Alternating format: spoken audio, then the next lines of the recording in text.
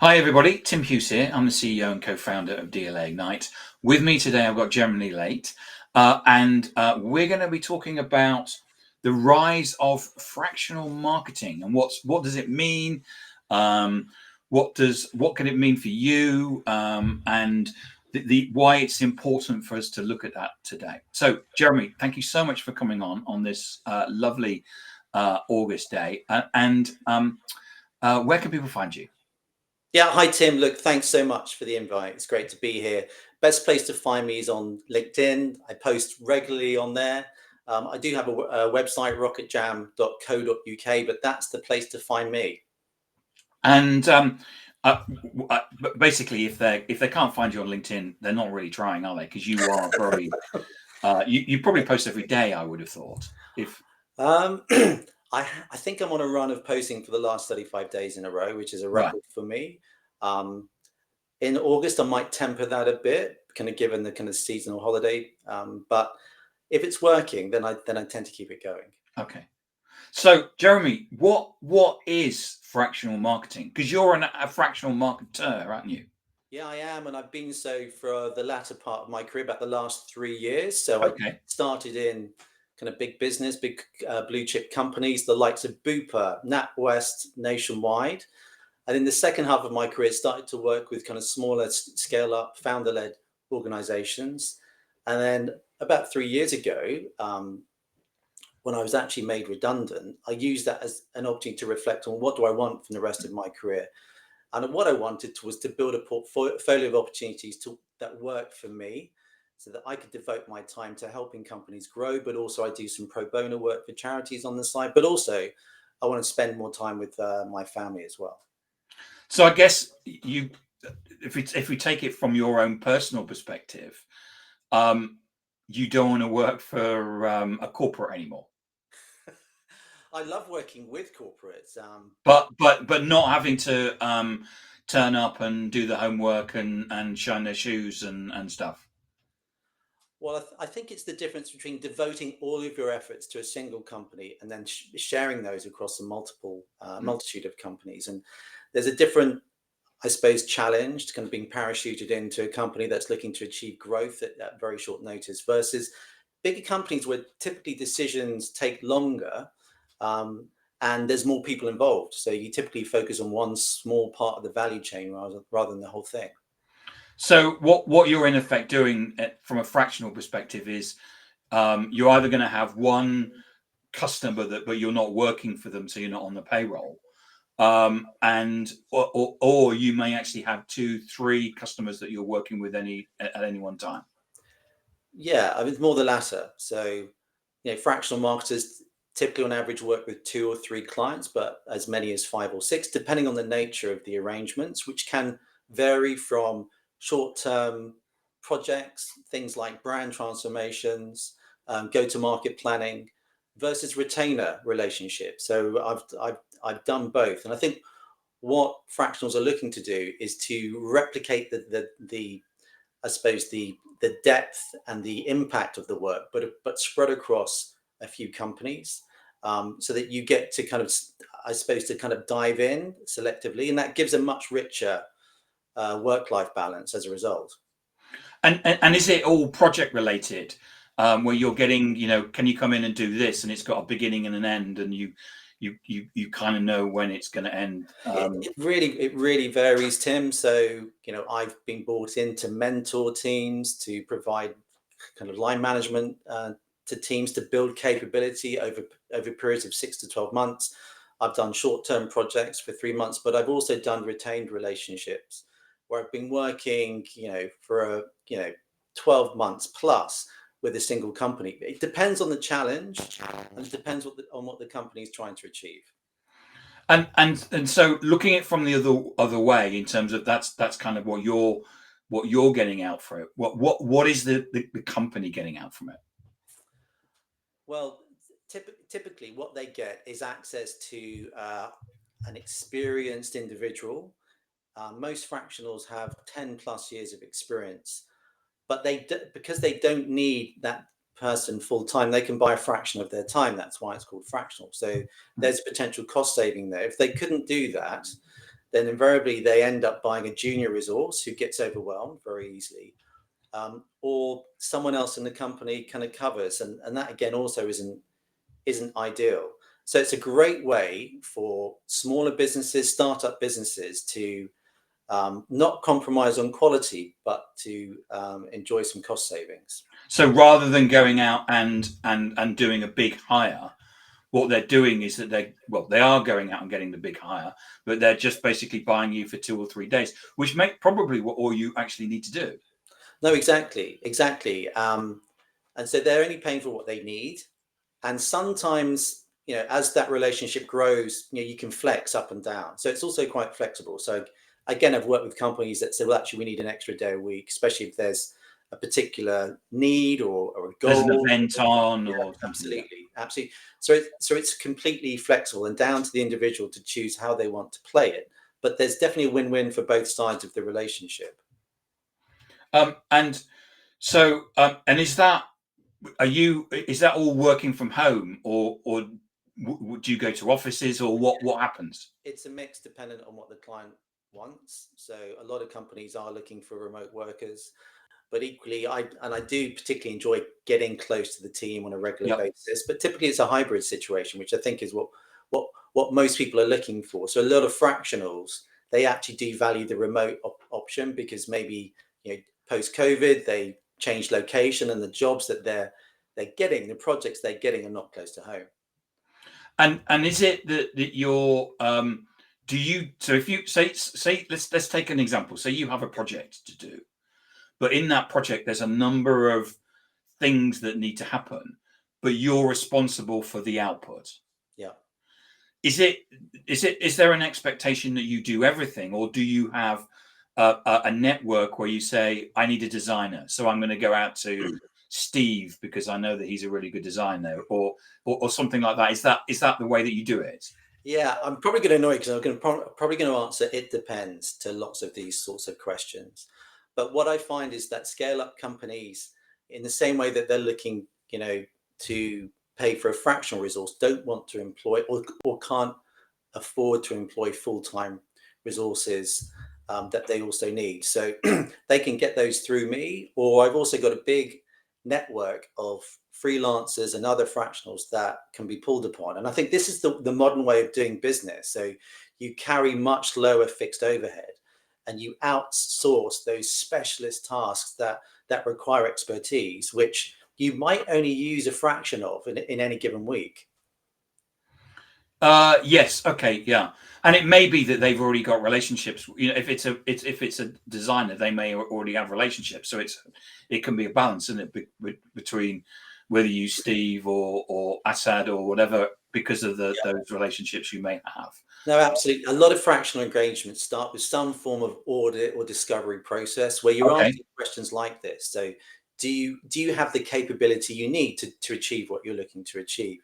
And you're right, some will have great resources, kind of loyal resources already in place, some of it full-time, permanently employed, some of it through an agency, some of it through individual freelancers. But that discovery process enables you to work out, well, what challenges the business is really trying to face, but also how they then meet those. And sometimes you are a connecting point within the company. You're pulling in some of the specialism that you might not have yourself, but the company needs. Okay. So if you were starting Monday at somewhere, and that was you're going to come in and start first day, what is it that you would do on that first day? Yeah. Usually I've been approached by a founder, CEO, or someone senior in the business, and that relationship is absolutely critical. One, because you can really understand the business through their eyes. But once you've connected, you kind of need to lift the lid in a way and really understand what's going on. So that involves connecting with other members of the team. I do have a blueprint, like an audit process, if you like, that being very simplistic is like a tick box exercise, where you're looking at, I think, 8 key components of the marketing engine that you'd expect a business to have in place. And that uses a traffic light system to identify where maybe the capability is not as good as it needs to be, but also where it's already really strong.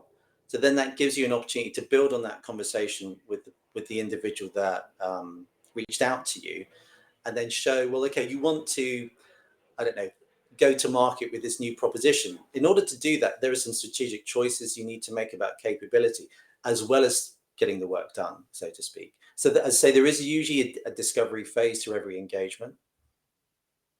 And I guess with a lot of owner-led businesses, it's probably at the point where the owners kind of, as the CEO of a small business, you do everything. And it's at that point where do you start handing off some of the stuff that you're doing to other trusted individuals? Yeah, invariably. I mean, people typically reached out to me because there's a case for action, and that could be growth has flatlined. It could be brand is getting in the way and needs to be refreshed. It could be that they're looking to, exploit an opportunity in an adjacent market. And as you state, typically the current marketing capability, which in some businesses is dominated by the founder, it's their baby after all, isn't sufficient to achieve that outcome. And so I come in sometimes to deliver, or sometimes to identify what the needs are in order to deliver and to sweat that opportunity. But you're right. Invariably, the founder's really close to it. Sometimes, I've found founders who they're managing their LinkedIn account. They are writing content, and I think that's okay at the very beginning. But at some point, that's not a good use of a founder's time, of a CEO's time, and you want to be able to lean on someone who can, I suppose, use their wisdom, experience, and expertise to take it to the next level. And that could be, so I mean, as you go through an audit, it could be, is that like, what collateral have you got? What assets have you got?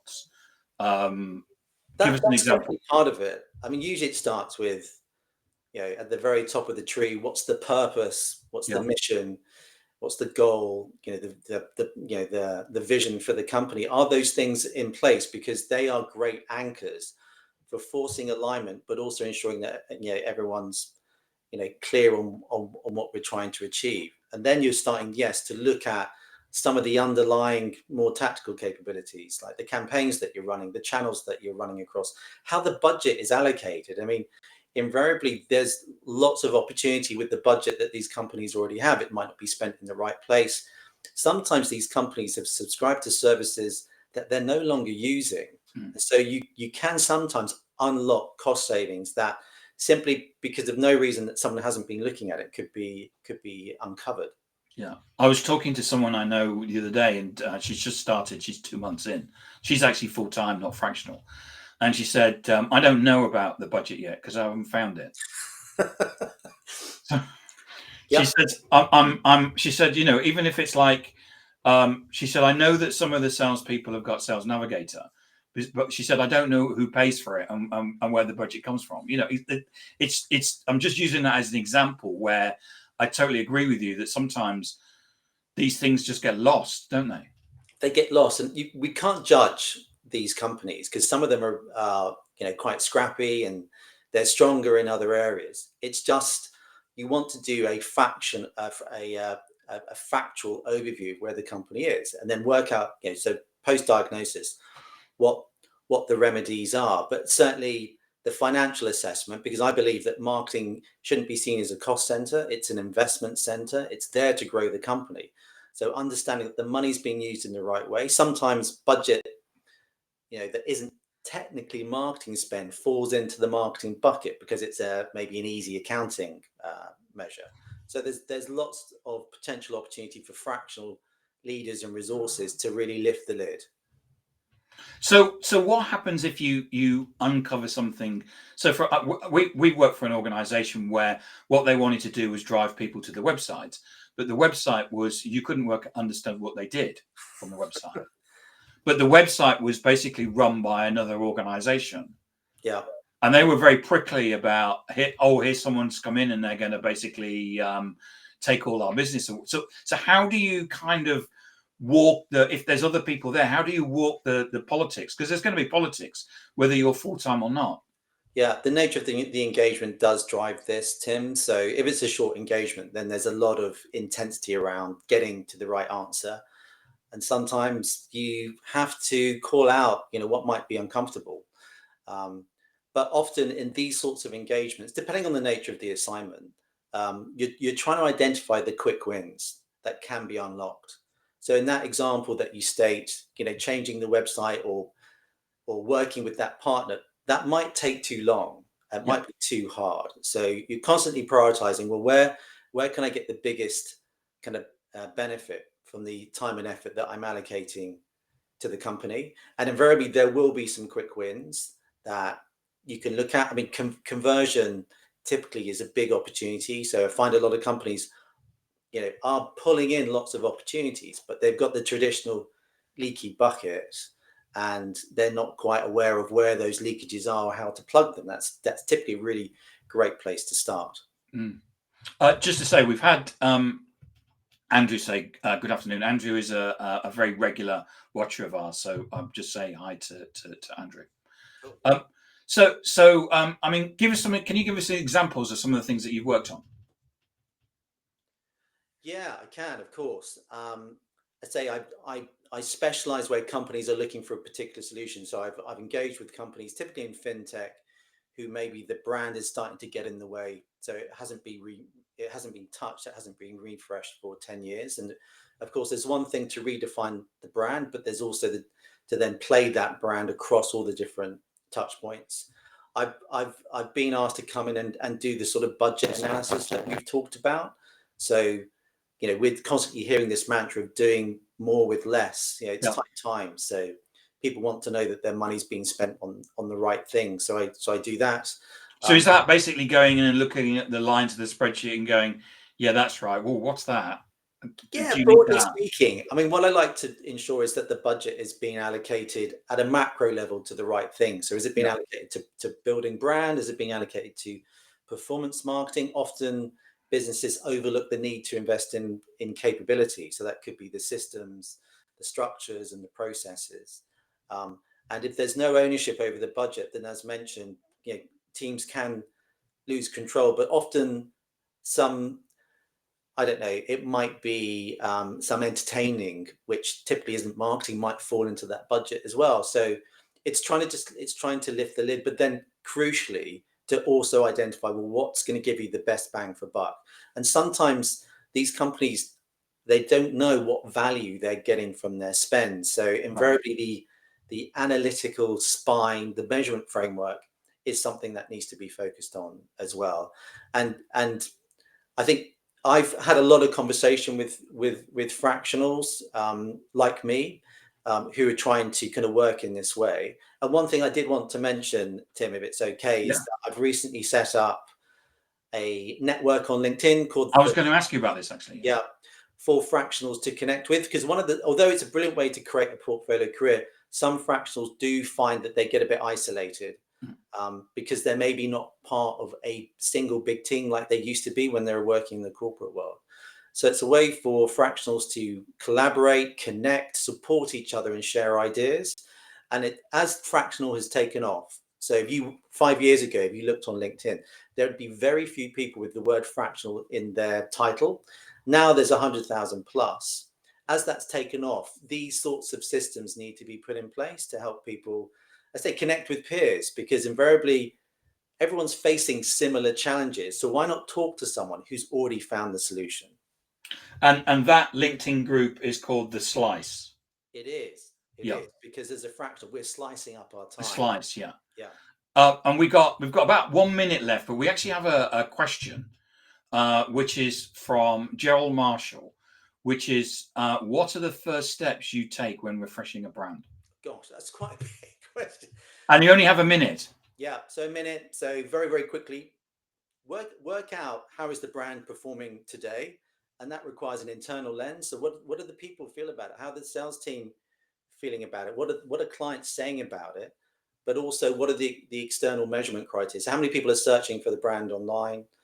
And then from that point onwards, there's a well-worn kind of process to figuring out, well, who are your customers that you're trying to target, looking at your competitors. Sometimes the 3 C's is a great model. So you look at your competitors, your customers, and your corporation. So what do you actually stand for?